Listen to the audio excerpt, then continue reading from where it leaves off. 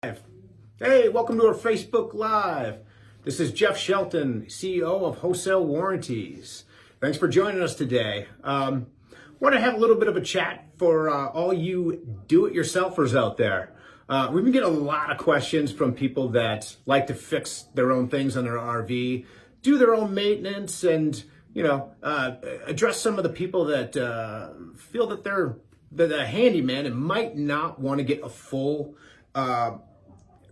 coverage type of warranty for those items that they can fix themselves. So I wanted to address some of the most common questions that we get when it comes to extended warranties and fixing your RV yourself.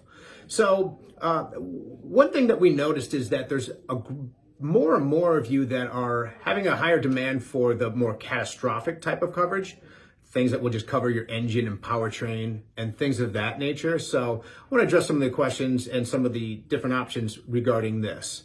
So starting out, I think if you're a do-it-yourselfer or a wannabe do-it-yourselfer and you want to learn to do some of the things on your own, I think the best place to start is with doing your own maintenance.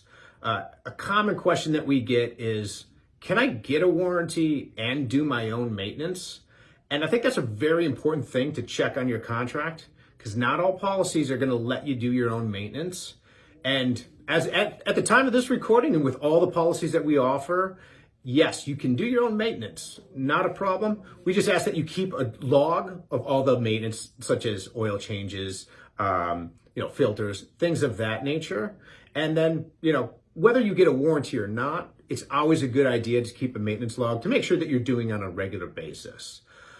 The other question that we get is, well, all right, so according to the contract, you have to keep a maintenance log.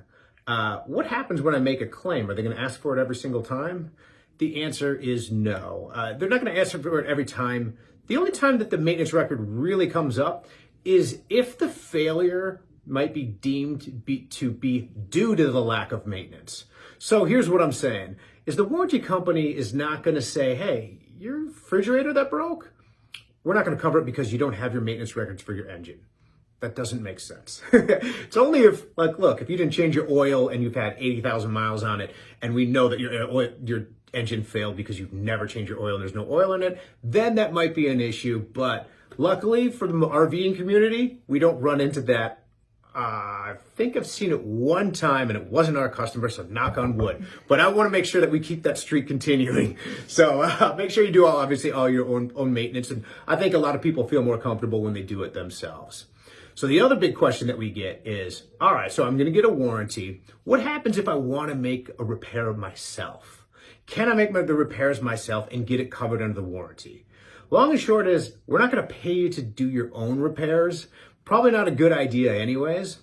And usually when I talk with people, the thing that I always kind of discover after asking a few questions is a lot of times we always overestimate how much we can actually fix on our own.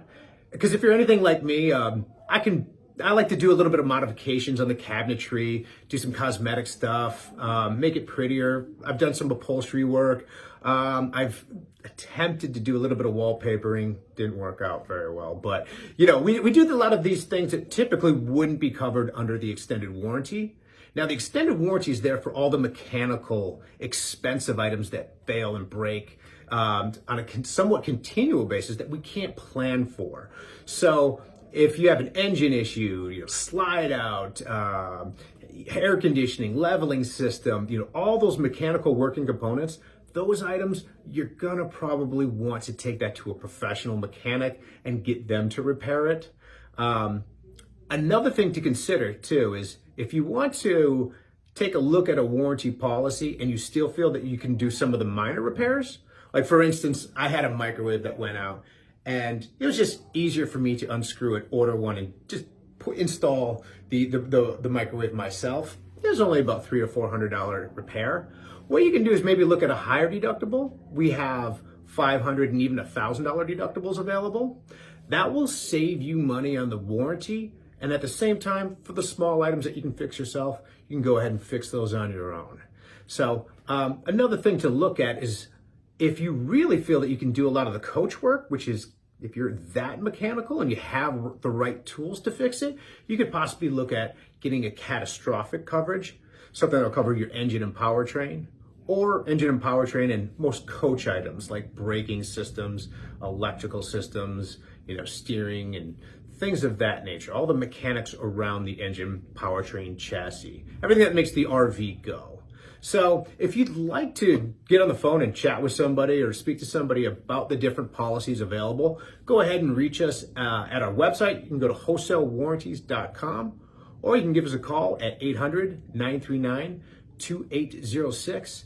And feel free to write any comments, ask any questions that you have on this Facebook Live. We'd love to get to know you a little bit better and see what kind of questions the RV community has out there, because that's what we're here for, is to walk you through the different programs and educate you on the warranty policies and the RVing community in general. So thanks for joining us. I really appreciate you coming by. See you next time.